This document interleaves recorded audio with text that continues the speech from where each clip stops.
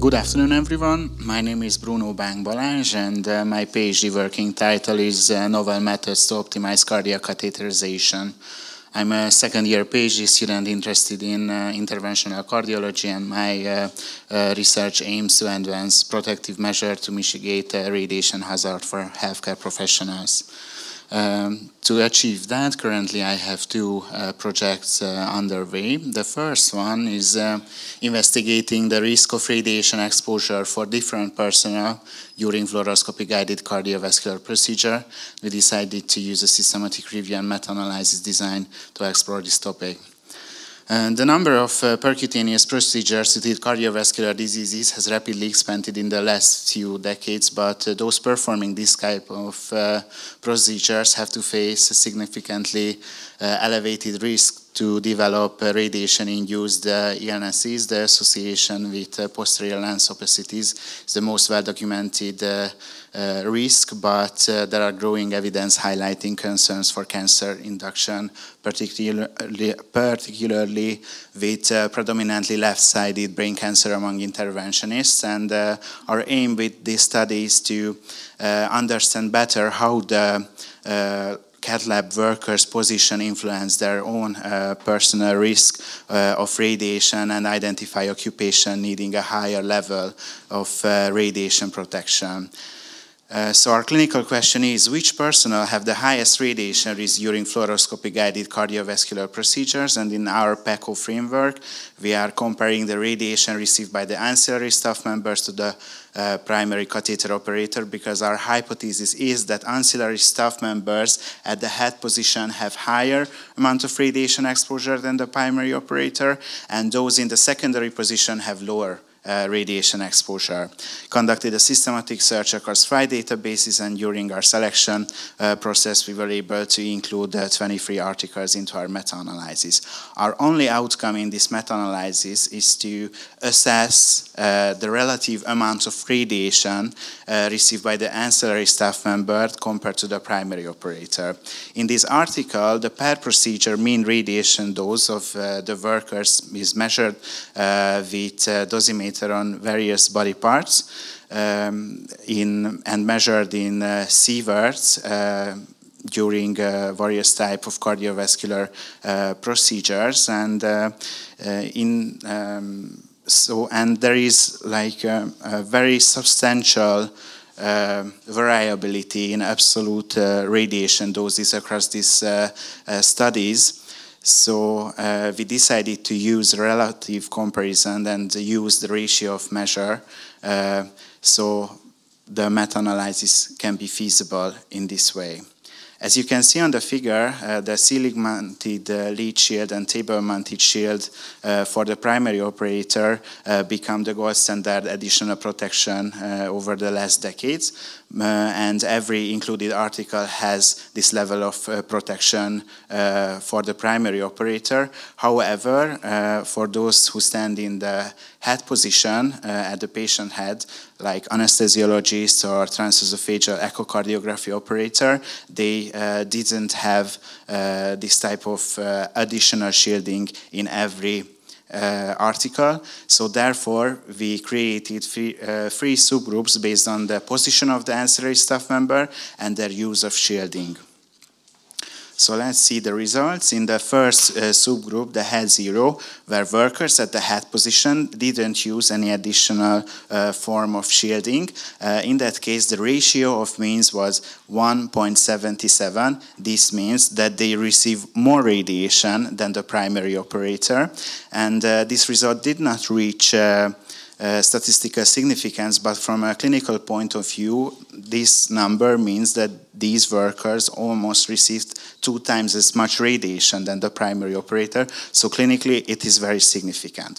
However, when they did use some sort of additional environmental shielding, the ratio of means was 0.26, which means in that case the amount of radiation they receive is lower than the primary operator. However, I'd like to highlight the last study, the McNamara 2022, where the transesophageal echocardiography operator did use shielding, but besides that, the ratio of mean was almost 3.5. In the first subgroup, where the ancillary staff members standing in the secondary position, the ratio of means was 0.33, which means that they received a third of the radiation than the primary operator. This difference is both statistically and clinically significant. So as the summary of the results, when workers at the head positions didn't use any kind of shielding, they are the most susceptible of high amounts of radiation, but when they apply some sort of shielding, their radiation is significantly lower, and that you can also see in the test for subgroup difference, because the result is very significant statistically as well. This meta-analysis has strength because these relative comparisons of the radiation values is a novel approach, and this was that made feasible for us to include a high number of measurements. However, during the grade assessment, the certainty of evidence was low because we mostly had to rely on observational study design, and there was high heterogeneity as well. So as the conclusion, it is important to notice that there is significant variability in radiation exposure among the cath lab workers based on their position, and the ancillary staff at the head position is the most susceptible to higher amount of radiations. In practice, we have to tailor our protective strategies based on the occupation and the position, and sufficient attention is needed from every personnel stepping into the catheterization laboratory, even for those who are intermittent in the cath lab, for example, the anesthesiologists, because their radiation risk is not negligible. For research implication, it is important to find a way to somehow quantify how long-term to quantify a limit when can we expect long-term effect of occupational radiation, and we have to use evidence-based safety protocols. The manuscript is currently being in internal review. My second project is evaluating various types of radioprotective equipment in the catheterization laboratory, or the Everett Phantom study. We decided to use a cross-sectional observational study design. Even though the aforementioned risks are known, worker safety often remains inadequate in the fluoroscopy laboratory. A review states that physicians had received 10 to 20 times higher amounts of radiation than the body parts covered by the protective apron. So with this study, our aim is to evaluate different type of protective gears that are designed for brain and eye protection. And with this study, because of the radiation and the ethical issues, we would like to build a model with imaging phantoms, one in the position of the patient, one in the position of the primary operator, and with dosimetric measurements evaluate the efficacy of these headgears, protective headgears, because our clinical question is which personal protective device most effectively reduces radiation exposure of head organs in anthropomorphic imaging phantoms. So to summarize my project, the first project revealed that there are significant disparities among the radiation risk of the cath lab workers, and our second project is focusing on to find the best possible solutions to protect these workers. I'd like to close with Marie Curie words: nothing in life is to be feared, it is only to be understood. Thank you for your kind attention.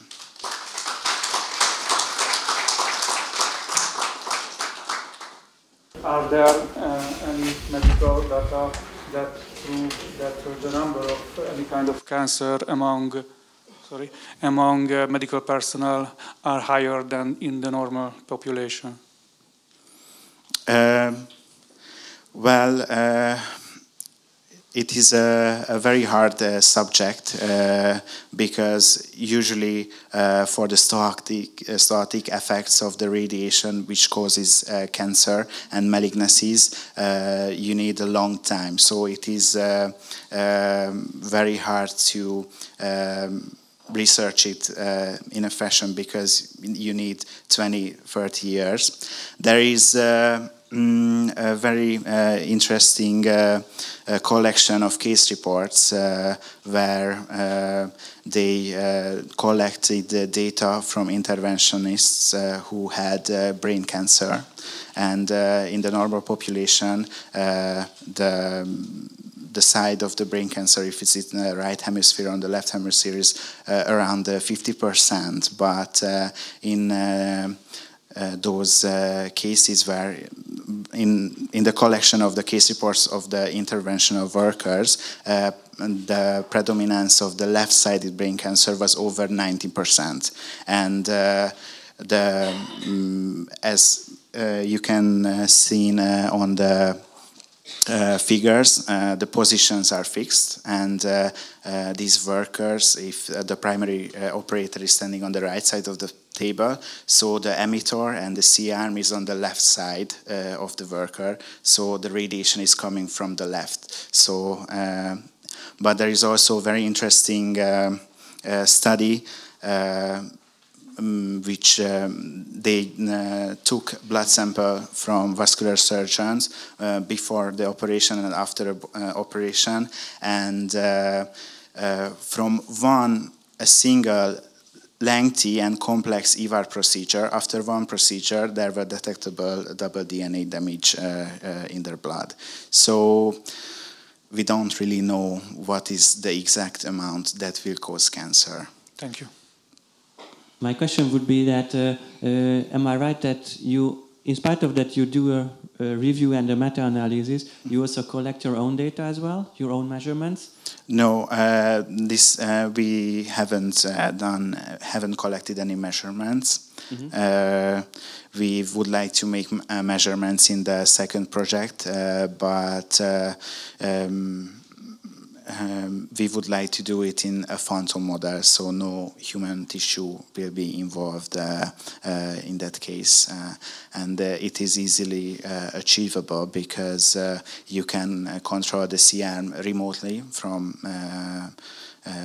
outside of the room. So we will place the phantom models. These are anthropomorphic phantoms, so looks like a mannequin doll. And there are types of where you can put a dosimeter inside the brain of the phantom, and you place on them different protective gears, and we will shoot the X-ray from outside, and we'll see which is the most effective one. My other questions would be that how would you define, I know that you define a statistical significance, mm-hmm. but now we are more interested about the biological significance of the radiation dose. How is it parallel, or how did it... Well, it's again, it's a bit hard question because we are in that situation that I mentioned earlier, that we cannot be certain what is the acceptable amount of radiation, as if we should go around the Alara principle, which is as low as reasonably achievable. So the best amount of radiation is 0. So yeah, but you know, if a worker receives twice as much radiation than the other worker, that means that they have to participate half of the operation to have the same kind of effect. But I mentioned an outlier, as you can see at the McNamara study. In the McNamara study, the head positions, there are transesophageal echocardiography operator during structural heart interventions, and they did use shielding. And besides that, the ratio of means is 3.3 46, which meaning they receive 3 times more radiation than the primary operator with the shielding. So, you know, it is one study, but you have to, it gets you thinking that maybe our results with the first subgroup where they did not use shielding and the ROM is 0.77, it's maybe underestimated a little bit. So, you know, the danger might be even bigger than these data show.